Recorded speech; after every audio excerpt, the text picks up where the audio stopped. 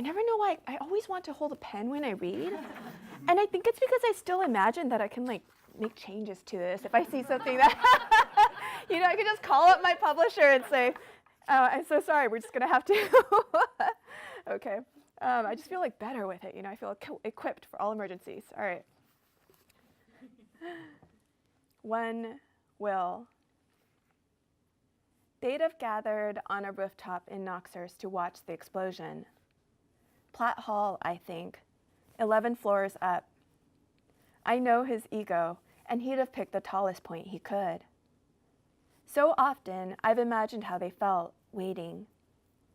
With 6 minutes left, the slant light of dusk reddened the high old spires of the college, the level gables of its surrounding town.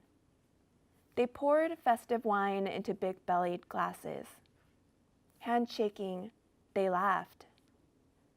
She would sit apart from this reveling group, cross-legged on the roof's west ledge. 3 minutes to go. 2, 1. The Phipps building fell. Smoke plumed the breath of God.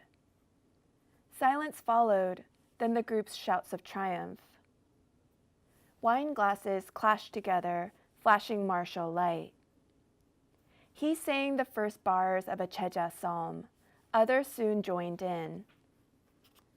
Carillon bells chimed, distant birds blowing white, strewn, like dandelion tufts, an outsized wish.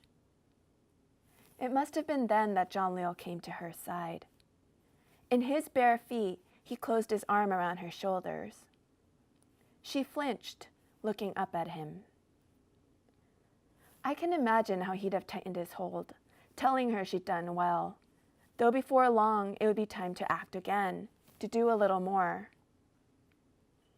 But this is where I start having trouble, Phoebe. Buildings fell. People died.